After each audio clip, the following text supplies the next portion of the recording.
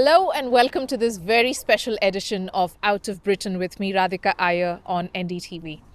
At the age of 16, young girls, students, young people, youth are planning their future, choosing their subjects, thinking of higher education. But here with me is this beautiful young girl, Prisha Tapre, who is going to do something outstanding. She's going to be swimming the English Channel solo, and arguably she would be the youngest 16-year-old to do that. Would you agree with that? She'll be the youngest British Indian, for sure. Yeah. Yeah. And for this year, she will most likely be the youngest. Be the youngest Yeah. because she's only turned 16 a few days ago. So that's Prisha Tapre with me, and with me is Jeremy Irvine. Jeremy coaches Prisha in the swimming, and we are coming to you from the beautiful Denham Lake, which is just northwest of London.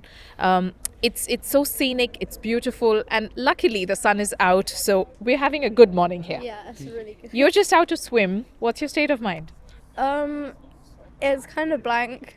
Not really anything in it right now. It's the best thing to be, isn't it? Prisha, why are you doing this? Loads of people ask me why I swim the channel, and to be fair, I have no answer. I assume I'm crazy, but I think that I really wanted to challenge myself. Like, if you told me 4 years ago I was going to swim the English Channel, I would laugh in your face. But I always wanted to do something big just to prove to myself that I can do it. Is this big? Yeah, in my eyes. It's a big deal. In my eyes, it's pretty big. But I feel like this is just the start. It's like the opening to an unexplored cave, because there's so many bigger things that you can do, and I think this is just gonna give me like a step into the door.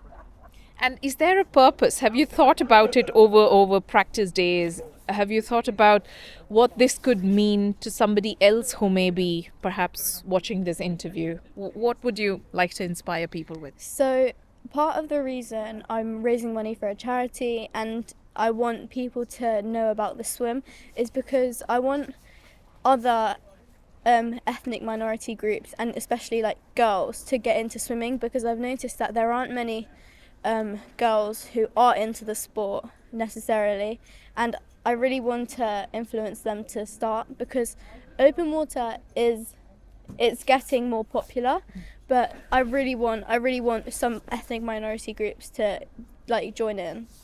Sure. Especially girls. For them to be in any sport Yeah, is rare. Yeah. And then to be in swimming is even rare. Mm-hmm. Because unfortunately, there is a lot of taboo still attached to the fact that swimming means you're out there wearing fewer clothes. Have you Exactly. heard that? Yeah, that's part of the reason why it's Shocking. so hard for them to for people to get into the sport. But I feel like in some countries it still is. So I'm thankful that in England it's normal Yes. for girls to swim. Yes, thank you. Thanks for doing that.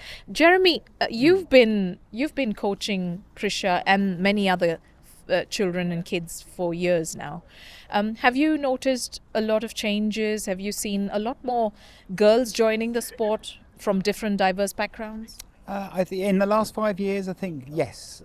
Prior to that, there were very few girls of ethnic origins, but now, thankfully, I think it's an area that is growing, and I think it's a great opportunity for girls to sort of find and discover themselves and discover where their limits are. I mean, we have lots of girls in the clubs, and I think this side of it is now growing, and of course the boys don't like being beaten by the girls, so it increases the competitiveness along all the squads, so it's really good. Yeah.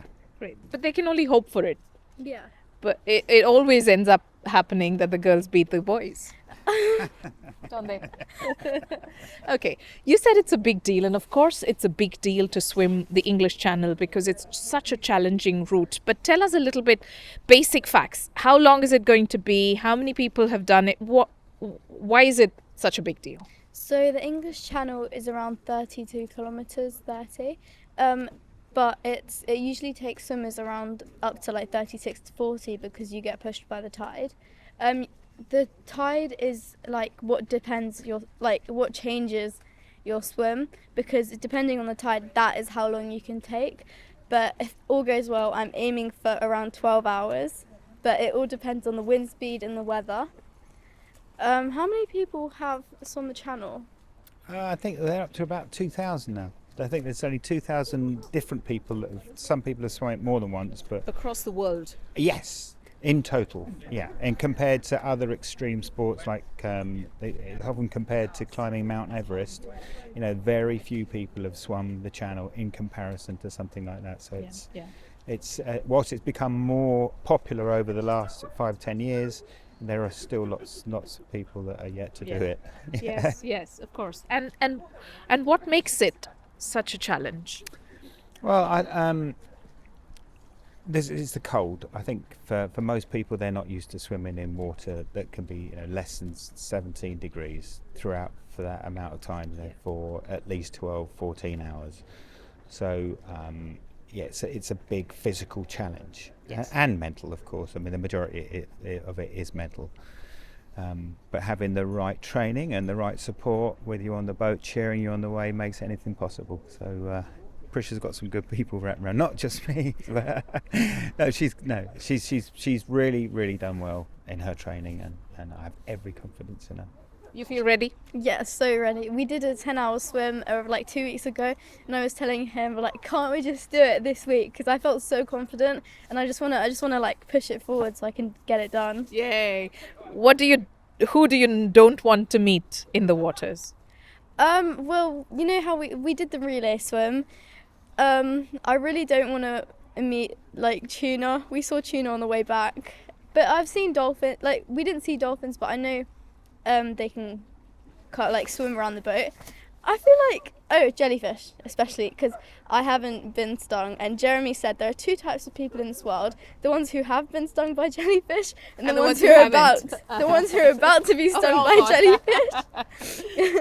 So I feel like I will get stung in the channel, but I just have to push through that. Bring it on! Big deal. We'll deal It with will that. be quite entertaining because I'll be bored from swimming, so it will spice it up a bit. Okay. Now to this angle of you being British Indian, being born to Indian parents who are from Maharashtra. What is it about you? Where does this grit come from, Prisha? I think it comes from my mom's side, to be fair. Okay. Why? Because she was an athlete when she was my age, and she, like, to this day, she never gives up, and I see that from her. Because when I used to swim in the lake like 2 years ago, we had to do longer numbers of swims, and I never ever, I hated doing half laps because I just felt like it wouldn't be the right thing to do to myself. So in situations like that, I never gave up, and because of open water, it changed how how I did things in other things. So like in my homework, or when I was revising for my exams, I didn't give up. I just kept going because open water, like, it made me headstrong, and I think I get that from my mom. Yeah. And you just keep going. Yeah, That's all you know. Well, That's if all I you need to stop, do. Jeremy will throw me back in. Indeed. And so many people are going to be watching you, seeing these reports. You're not the first one, but you're surely one of the only 2,000 in the world who's going to be doing this. So hearty wishes. Thank you for doing what you're doing. And I hope that you meet very few jellyfish in the water. When you're there, what's your headspace like? What do you achieve in your head? In my head, it's completely empty, and if I start thinking, I get in my head, and then I start thinking about the time and I start being more aware about my aching muscles and the cold.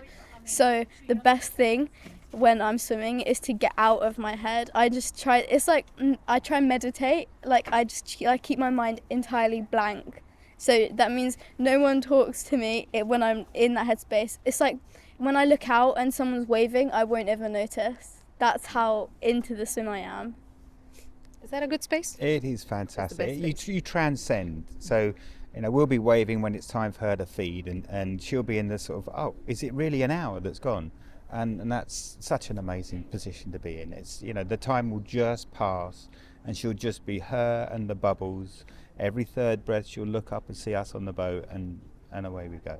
That's what we're aiming for. Amazing. And I've seen her do that for hours and hours on end. So she's a little Amazing. machine. Okay. And smiles. Every now and then you'll get this smile, and you know everything's okay.